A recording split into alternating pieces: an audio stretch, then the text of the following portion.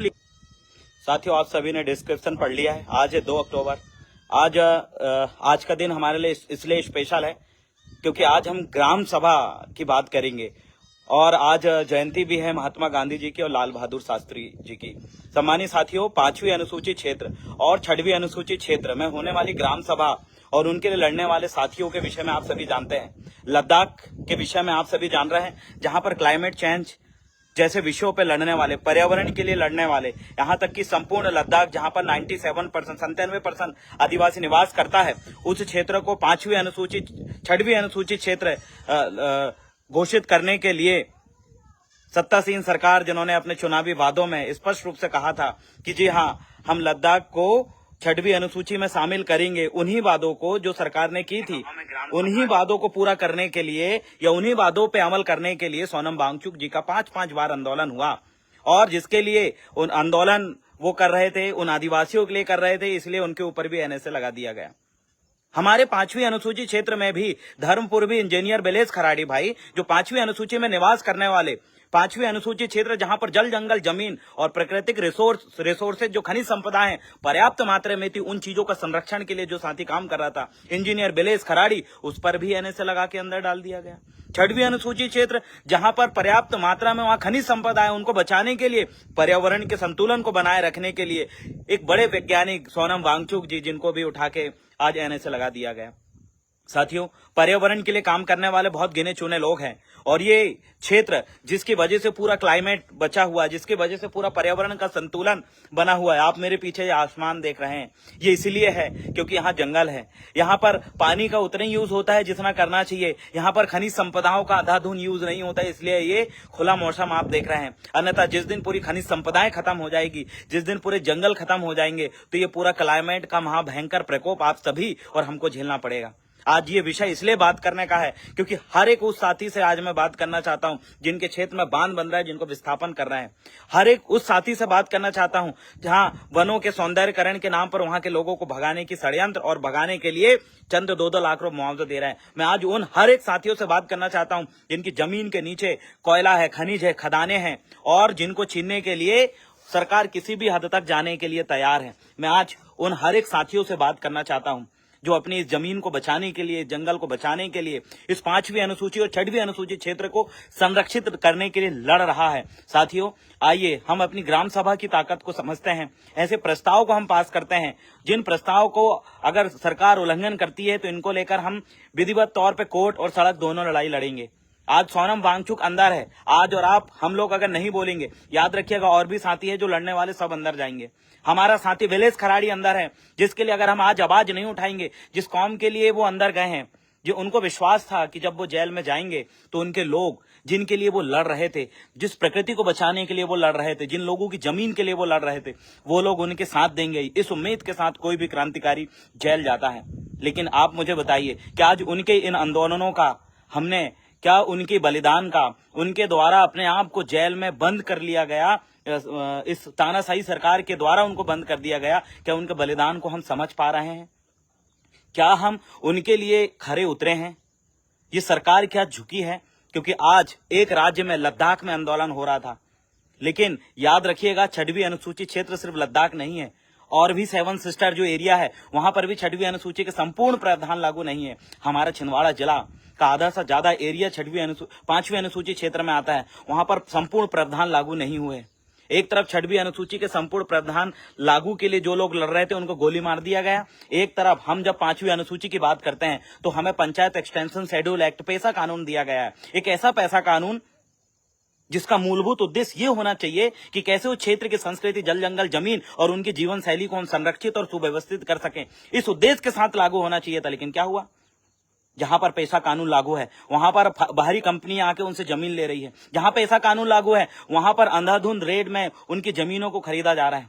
आज हर्रई में जहां पर पैसा कानून लागू है, कलेक्टर का सख्त निर्देश था, अभी शैलेंद्र सिंह जी छिंदवाड़ा कलेक्टर थे, कि कोई भी व्यक्ति वहां आंदोलन करेगा, आवाज उठाएगा, बांध के खिलाफ कुछ बोलेगा तो मजिस्ट्रियल क्षेत्र में उसको अंदर कर देंगे, उस पर प्रतिबंधात्मक कार्रवाई कर देंगे। मतलब आपको विरोध भी नहीं करने दे रहे हैं। याद रखिएगा, ये क्षेत्र अगर खत्म होगा तो ये 5वीं अनुसूचित क्षेत्र में वृद्धि नहीं करने वाले। जहां 97% आदिवासी रहता है उस लद्दाख से भगा दिया गया, उस लद्दाख से आंदोलनकारियों को दबाया जा रहा है, जहां पर उनका राइट्स था, जहां पर 97% आदिवासी, वहां जब 6वीं अनुसूची लागू नहीं हो पा रही है, तो याद रखिए आपके 5वीं अनुसूची क्षेत्र में ये सरकार ने क्या वाकई आपके पक्ष में पेशा कानून लाई है? अरे उठिए, बोलिए, ये पेशा कानून एक झुंझुना है। ये पेशा कानून उस रूप में आपके लिए, आपके सामने लाया गया है, इस रूप में लाया गया है पेशा कानून, जिससे आपको कुछ नहीं मिलने वाला। आपकी जल जंगल जमीन, आपकी संस्कृति इस पेशा कानून से नहीं बचने वाली। अगर बचने वाली है तो मध्य प्रदेश सरकार, जिस बिरसा मुंडा जयंती के दिन आपने हमसे वादा करके इस पेशा कानून को लाए थे 15 नवंबर को, कि ये आपकी जल जंगल जमीन को बचाएगा, ये कानून से आपकी सुरक्षा होगी, मुझे बताइए उन पेशा कानून में जो पेशा मोबिलाइजर है वो लोग इस्तीफा दे रहे हैं, सरकार उनको सैलरी तक नहीं दे रही है। उसके उद्देश्य की बात छोड़ दीजिए, उसके मूल अवधारणा की बात छोड़ दीजिए। पेशा कानून के लिए जो पेशा मोबिलाइजर बने हुए हैं, जो पेशा संयोजक बने हुए हैं, ऐसे तो लोगों को पेशा संयोजक बना दिया गया जिनको पेशा का ज्ञान ही नहीं है। लागू करना इनका मकसद नहीं है। मकसद इनका अल्टीमेटली एक ही है, वो चंद पूंजीपति लोगों को आपकी जमीनों को सौंपना, चंद पूंजीपति जो लोग हैं आपके जंगलों को सौंपना, आपका विस्थापन करना। और आप विस्थापित होंगे, याद रखिएगा, कुछ नहीं मिलने वाला। जितने भी लोग विस्थापित हुए हैं उनका फायदा नहीं हुआ है। विस्थापन से कोई फायदे गिना दे मुझे कि हम विस्थापित हुए, ये फायदा हुए। साथियों, 90% लोगों का नुकसान ही हुआ है। इसीलिए मैं आप सभी साथियों से आग्रह करना चाहूंगा, हम संविधान की उस मूल अवधारणा की बात कर रहे हैं जिसके लिए 5वीं और 6वीं अनुसूची बनी, हम उस पे बात करेंगे, हम उस पे लड़ाई लड़ेंगे। लद्दाख में ही नहीं, हमें पूरे प्रदेश में अपने अपने क्षेत्र की 5वीं और 6वीं अनुसूचित वाले क्षेत्रों के लिए हमें लड़ना पड़ेगा, बोलना पड़ेगा संवैधानिक रूप से।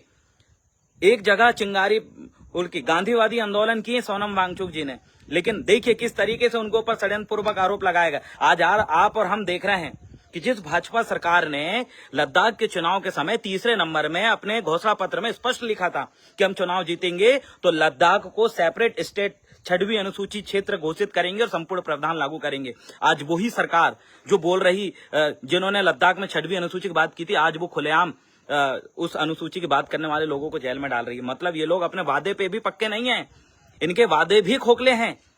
आज जो लोग 100 साल कंप्लीट होने के आरएसएस की खुशी मना रहे हैं, हम भी मनाते खुशी अगर आरएसएस हमारे जल जंगल जमीन के लिए लड़ती।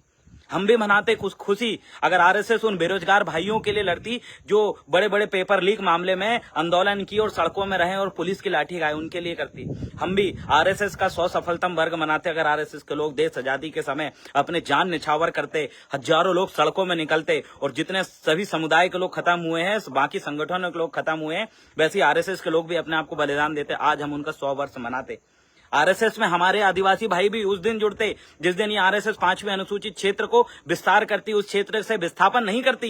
यही आरएसएस के लोग बीजेपी में सत्ता में बैठे हैं, यही आरएसएस के लोग कांग्रेस में सत्ता में बैठे हैं, यही आरएसएस के लोग अन्य पार्टियों में घुसपैठ करके ये लोग कभी आपके हक और अधिकार के नहीं लड़ते। इनका मकसद सिर्फ एक ही है, एक धर्म का राष्ट्र बनाना। इनको जल जंगल जमीन से कोई लेना देना नहीं है, इनको प्राकृतिक संपदा से कोई लेना देना नहीं है, इनको इस देश का विकास से कोई लेना देना नहीं है, इनको एक देश की पर्यावरण संतुलन से कोई लेना देना नहीं है। ये लोगों का चंद एक मकसद है, उसको पूरा करने के लिए किसी भी हद तक जाने के लिए तैयार है।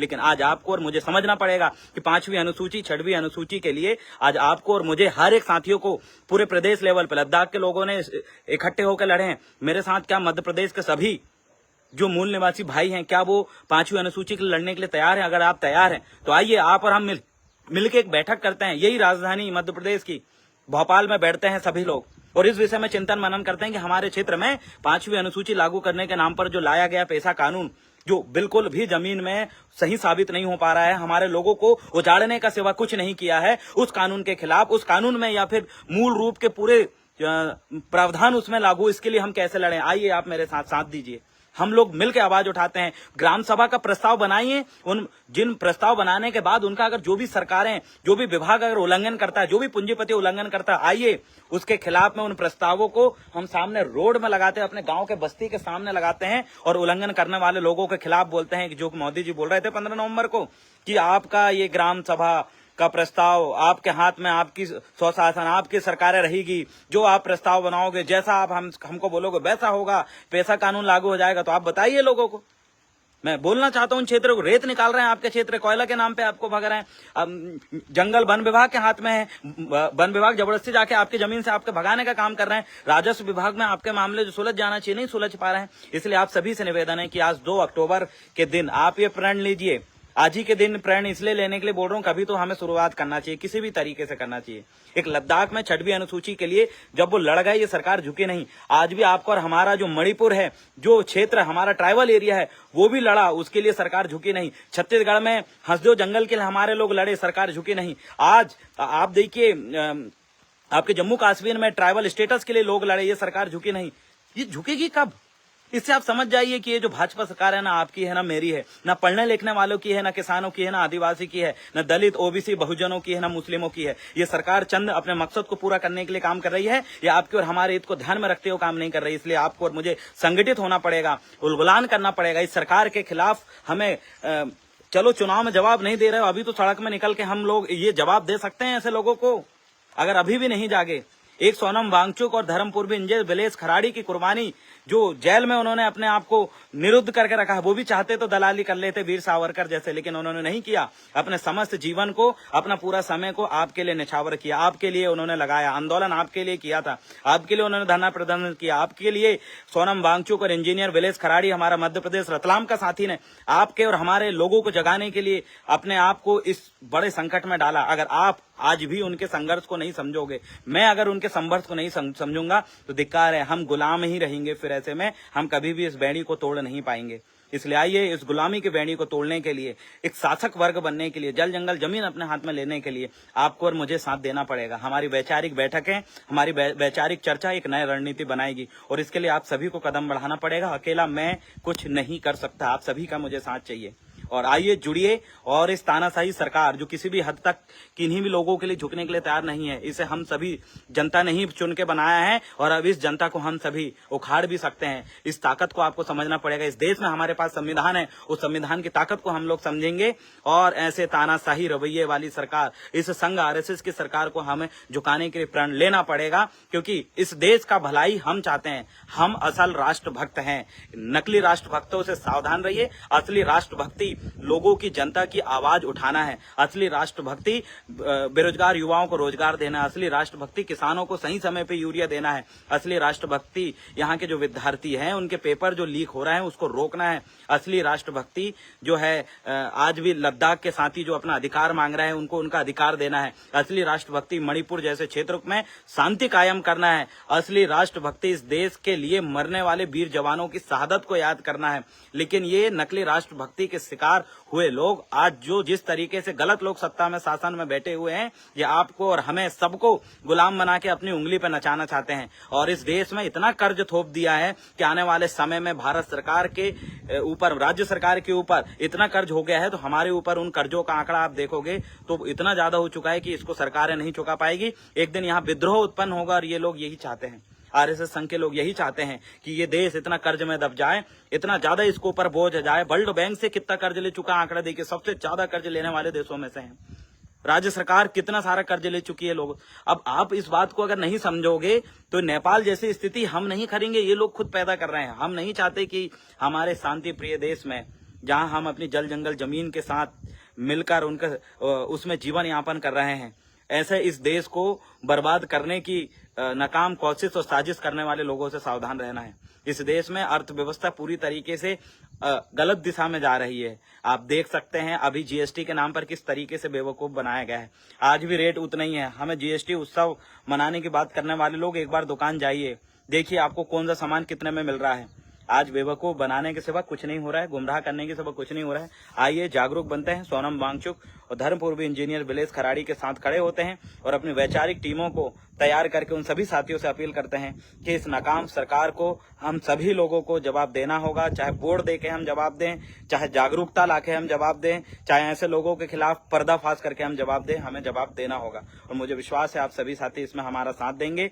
और आज 2 अक्टूबर है और 2 अक्टूबर से एक नई क्रांति हम शुरू करते हैं। एक्चुअल जो ग्राम सभा, गांव के लोगों का जो अधिकार है, एक्चुअल जो गांव, बड़ी स्मार्ट सिटी की बात करने वाले लोगों से कहिए कि ये स्मार्ट गांव, हमारे भरपूर गांव, स्वावलंबित गांव, जहां पर आत्मनिर्भर गांव जो हमारे एक्चुअल में कैसा होगा हम बताते हैं लोगों को। अभी तक जो है स्वराज के नाम पर सिर्फ गुमराह करने का काम हुआ है, भ्रष्टाचार बढ़ाने का काम हुआ है। हमारे नाम पे करोड़ों अरबों रुपए केंद्रीय और राज्य लेवल पे आता है यही ग्रामों के लिए, और उनका गमन करने का काम हुआ है। असल ग्राम स्वराज क्या होता है उसकी मीनिंग हम लोगों को समझाएंगे। इसलिए आइए, जागरूक रहिए, लोगों को जागरूक करते रहिए। इंजीनियर विलेश खराड़ी और सोनम वांगचुक के लिए हम सभी मध्य प्रदेश स्तर पे एक साथ सभी संगठन के साथ एकत्रित होकर एक बड़ी प्लानिंग करेंगे, ताकि हमारे साथ दोबारा हमारे बीच में आए और उनके संवैधानिक शब्दों को हम दोबारा सुन पाए। जय सेवा, जय गुणवाना, जय आदिवासी, जय संविधान।